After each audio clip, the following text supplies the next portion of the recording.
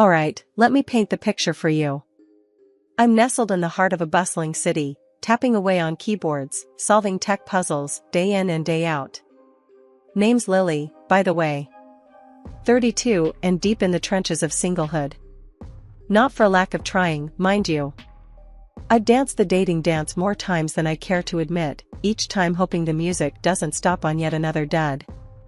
Dreams of family life and kids? Yeah, got those in spades. Reality? More like a deck stacked with jokers. So, there I was, ranting to my best bud, Jess, over coffee about my latest crash and burn. I'm done, Jess. Maybe I'm meant to be the cool aunt forever, not mom material. Jess, ever the optimist, shot me that I've got the solution look. Why don't you try online dating? Worked for me and Mark, she suggested, sipping her latte like she just dropped the mic. I scoffed. Online dating? That's like dumpster diving for love. But Jess, bless her stubborn heart, wasn't having any of it. Not all dumpsters, Lily. You just gotta find the right one. Give it a shot. Peer pressure's a thing, folks. So, I caved, setting up a profile on one of those dating sites, fully expecting a circus of clowns. At first, it was exactly that. Messages flooded in, each one making me more cynical than the last. Hey, beautiful, wanna see my comic book collection? Or, do you believe in love at first swipe? Just as I was about to chuck my laptop out the window, a message popped up. Not the usual drivel. This one was different. Saw you're into tech. Ever debate the merits of Python over Java over a cup of coffee? Now, that caught my attention. A guy speaking my language. I bit, replying with, only if you're ready to admit Python's superiority in certain applications. Meet Alex. Sales manager by day, charming nerd by, also day. He worked for his mom's company, something that usually would have had me running for the hills, but there was something about him. Easygoing, sociable, and didn't live in his mom's basement, a rarity in my dating history. We met up, and the connection was instant. Coffee turned into dinner, dinner into late-night walks, and before I knew it, 6 months had flown by. Then, out of the blue, he popped the question. Not over a grand gesture, but quietly, sincerely, during one of our night walks. Lily, I can't imagine my life without you. Marry me? I was stunned, elated, and a million other emotions. But mostly, I was happy. Genuinely, deeply happy. Yes, I whispered, and the city lights seemed to dance just for us that night. So, here I am, engaged to a guy I met on the very platform I mocked, ready to start that dream family. Meeting Alex's mom, Eleanor, felt like being called into the principal's office long after you've graduated. You know you haven't done anything wrong, but the nerves kick in anyway. So there I was, standing on her doorstep, practicing my most charming smile while internally preparing for a siege. Alex squeezed my hand, mistaking my battle readiness for jitters. She's gonna love you, he whispered, but his voice lacked the conviction of a man betting on a sure thing. The door swung open, and there she stood, Eleanor. Not a dragon per se, but she had that look. You know the one, like she could read your life story at a glance and find it lacking. Lily, this is my mom. Mom, Lily. Alex did the intros like he was presenting his science project. Eleanor's eyes narrowed, taking me in. Lily. So, you're the one who's captured my son's heart. Her tone made it sound like I'd done it with dark magic. Pleasure to meet you, Mrs. Hamilton. Alex speaks very highly of you. She waved off the formalities. Please, call me Eleanor. Let's not stand on ceremony. Her living room was like stepping into a magazine. Not a speck of dust or a pillow out of place. We sat, and the interrogation began. I hear you're in IT. That's a demanding field, she started, casual as if commenting on the weather. Yes, it is. But it's rewarding. I love the challenges, I said, trying to sound confident and not like I was defending my life choices. And how do you find the work-life balance?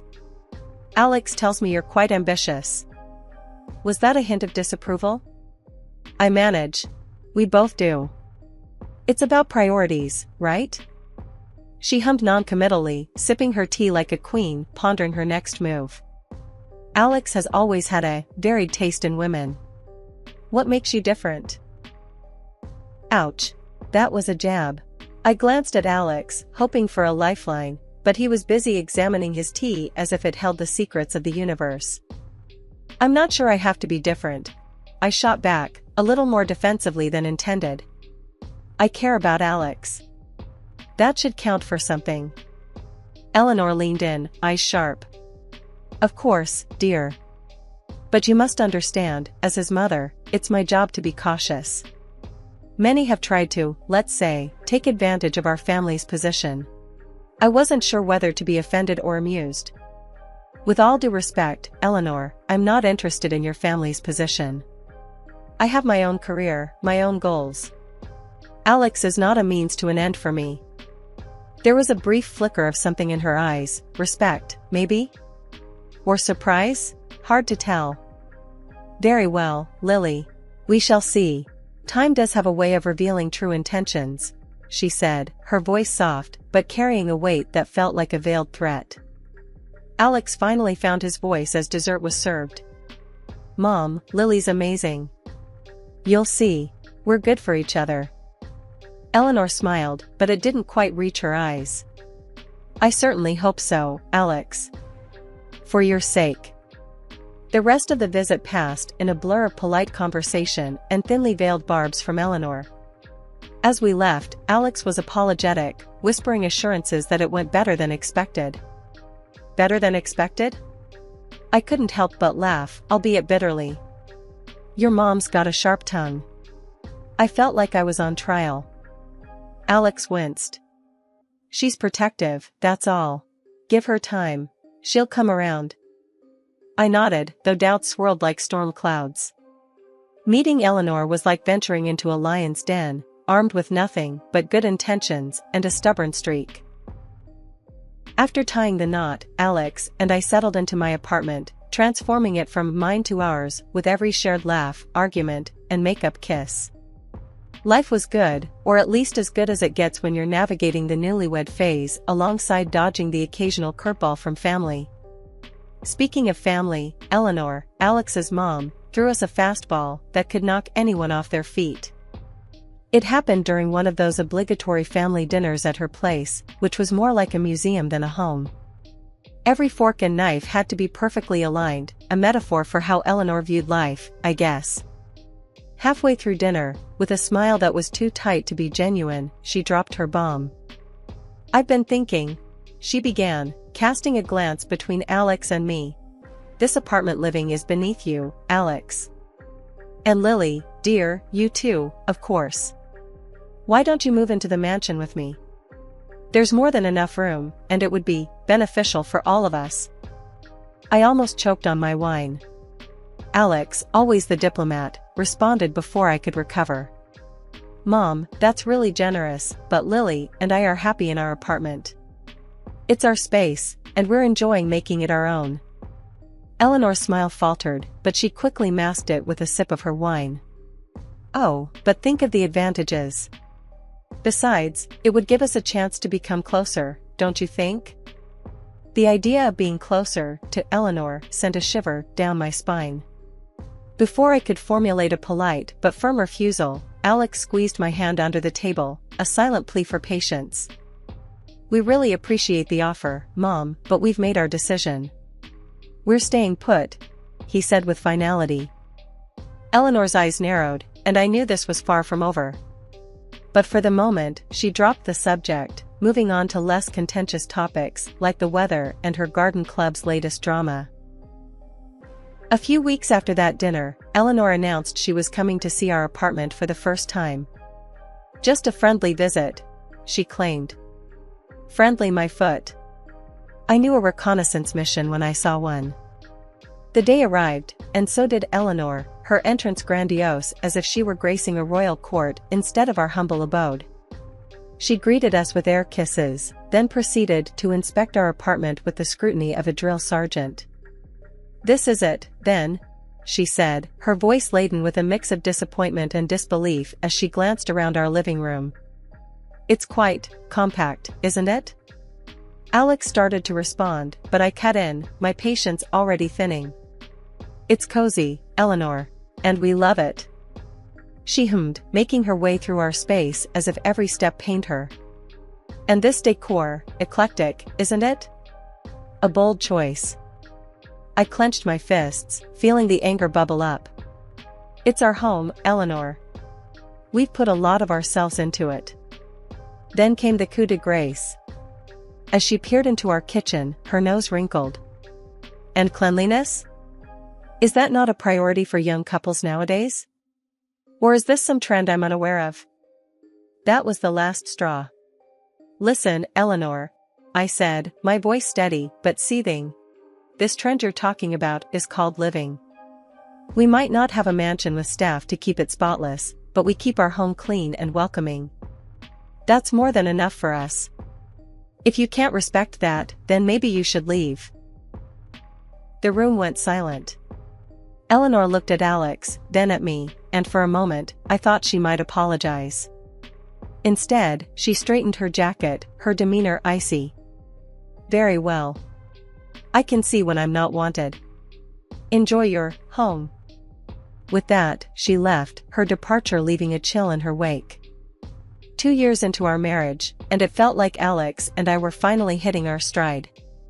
He was the yin to my yang, helping out around the apartment without me having to nag, always ready with a hug or a kind word. But then, things started to shift, and not for the better. I'd been broaching the topic of kids more and more. I was 34, and that biological clock wasn't just ticking, it was booming like a gong. One evening, I decided to tackle it head-on. "Alex, we need to talk about starting a family." "I'm not getting any younger," I said, trying to keep my voice steady. He sighed, the kind of sigh that said he'd rather be anywhere but here. "Lily, we've been over this. It's too early to think about kids. We've got time." Time. That word echoed in my head. Did we really? "Alex, I'm 34. In a few years, it might be too late. Don't you want kids?" He avoided my gaze, focusing instead on some invisible spot on the table. "Of course, I do. Just, not now. Work's been hectic." Hectic was an understatement. Lately, he'd been coming home late, if at all, claiming work was piling up. Weekends were no different, with him often dashing off after mysterious phone calls. One day, curiosity got the better of me. "What's with all the secrecy? Who keeps calling?" He looked cornered, then spilled it. "It's my mom. She's been really ill, having seizures. I've been helping out." I was taken aback. Despite our rocky history, I felt a pang of concern. "I'm sorry to hear that. Maybe I can help? It could be a chance for us to patch things up." His reaction wasn't what I expected. He got defensive, almost angry. "No, she doesn't want to see you. Doesn't want your help." That stung. But it also made me suspicious. Why would he be so hostile about me offering help? After he left, supposedly to aid his ailing mother, I wrestled with whether to call Eleanor directly. My hand hovered over the phone for what felt like hours. In the end, fear of worsening her condition kept me from dialing. Alex's absences grew longer, his contributions to our joint accounts dwindled, leaving me to pick up the slack. Bills, groceries, you name it, I was covering it. And with each passing day, the man I married seemed to slip further away. "Lily, I know things have been tough. I appreciate you handling everything," he said one night, looking worn and tired. "Tough doesn't begin to cover it, Alex. I feel like I'm living with a stranger." "And your mom? Are you sure there's nothing I can do?" He just shook his head, a barrier rising between us. "It's better this way. Trust me." Trust. A small word, but damn, it weighed a ton. And right then, I wasn't sure I could. The change in Alex was like a slow leak in a tire, gradual but undeniable. Nights spent alone in our bed became the norm, his side growing colder with each passing day. The sound of his voice was replaced by murmurs into his phone, always stepping out of the room, always whispering. "It's Mom," he'd say. "She needs me." But the gaps in our bank account told a different story. Suddenly, I'm playing the role of the breadwinner, juggling bills and groceries, watching my savings dwindle like ice in the sun. Over coffee, I vented to Jess, my go-to for unfiltered advice. "He's hardly home, Jess. And when he is, it's like he's a million miles away. Plus, our finances are a mess." Jess raised an eyebrow, her skepticism palpable. "Girl, this sounds shady. Have you thought about digging deeper? Maybe hire a PI?" She half-joked, a smirk playing on her lips. I laughed, brushing off the idea. Yet, it lingered, gnawing at the back of my mind, a seed of doubt planted firmly in soil fertile with suspicion. Then, out of nowhere, Eleanor, the last person I expected a call from, reached out, suggesting we meet at a cafe. Curiosity piqued and desperation for answers swirling within me. I agreed. The Eleanor I knew was a fortress, her health the moat keeping us at bay. Yet, here she was, extending an olive branch. What could she possibly want to tell me? The morning air felt heavy as I walked into the cafe, a storm brewing in my heart. Eleanor sat there, looking every bit the picture of health, not the frail image painted by Alex's stories. As I sat down, her eyes locked onto mine, a sternness in them that immediately set me on edge. "Why are you stopping Alex from seeing me, his own mother?" she demanded right off the bat. I blinked, taken aback. "What? That's not true. Alex told me he's been with you almost every day, taking care of you because you're sick."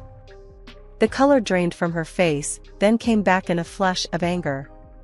"Call him, Lily. Let's hear what he says about his whereabouts right now."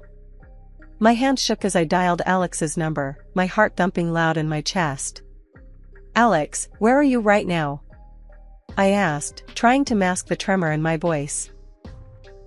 "I'm on my way to the hospital with Mom. She's had another episode," he replied, his tone hurried and anxious. The words hung in the air, a lie so blatant it stung. I ended the call, turning to face Eleanor, who offered a sad smile and placed a gentle hand on my arm. "Tell me everything, Lily," she urged softly. So, I spilled it all, the months of lies, the nights alone, the drained bank account. Each word felt like a betrayal, not just from Alex, but from the life I thought we were building together. Eleanor listened, her face a mask of sadness. "He told me you didn't want to see me, that you were too busy with clinic visits, because you couldn't conceive." I stared at her, disbelief and anger swirling inside me. "That's a lie. All of it. What's really going on, Eleanor?" She sighed, a sound heavy with disappointment. "Alex has always been restless. Always looking for something more. I threatened to cut him off unless he settled down, found a good woman, and started a family. I thought he'd changed when he brought you into our lives." The revelation hit me hard. All this time, our marriage, our plans for the future, it was just a performance for Alex. A way to keep his lifestyle, without losing his inheritance. Eleanor's next words were a mix of anger and regret. "He's been seeing other women, Lily." I didn't want to believe it, but it's true. The cafe around us faded into a blur as her words sank in. Betrayal, deeper than I'd ever known, coursed through me. The man I loved, the life I'd envisioned, it was all built on lies. "What do we do now?" I asked, my voice barely a whisper. "We confront him, together. He needs to face the consequences of his actions," Eleanor said firmly, her resolve clear. "How about we really see what he's been up to? Maybe hire someone to dig a little deeper?" I was hesitant at first, but the anger bubbling inside me overrode any doubts. "Let's do it," I agreed, feeling a mix of excitement and fear at the prospect of facing the ugly truth head-on. The detective we hired was a pro, unearthing details about Alex that made my skin crawl. He had been leading a lavish lifestyle on our dime, wining and dining various women, all while spinning US tales of family duty and illness.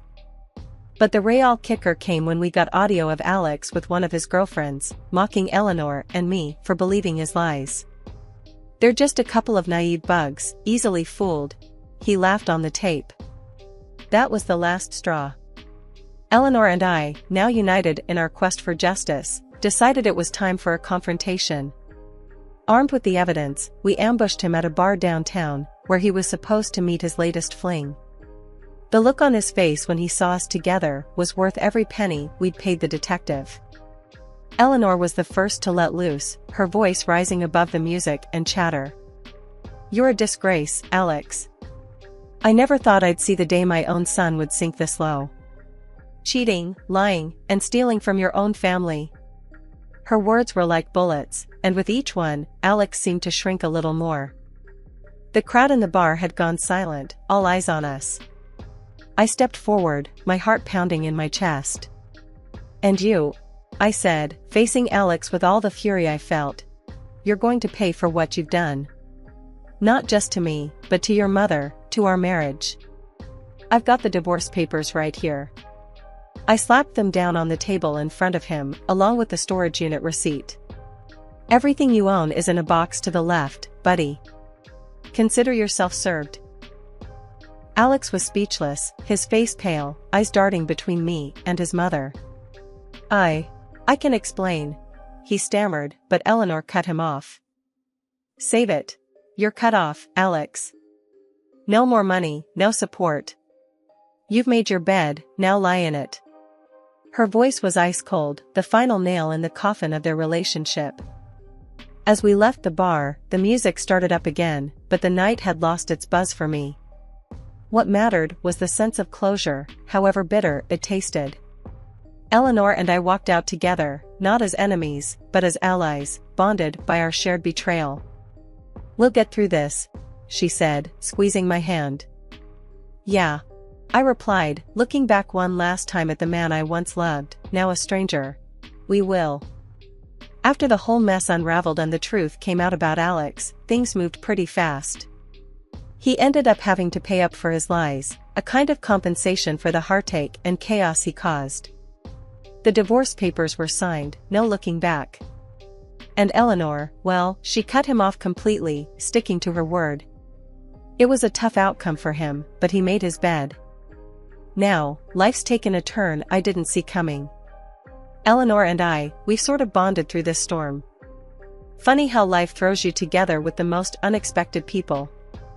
And here's the kicker, I'm expecting a baby. Yeah, amidst the chaos, a new life started growing, and Eleanor's over the moon about her upcoming grandchild. Just the other day, we were sitting in her living room, the one that used to intimidate me, planning for the baby's arrival. "You know, Lily," Eleanor said, her voice softer than I'd ever heard.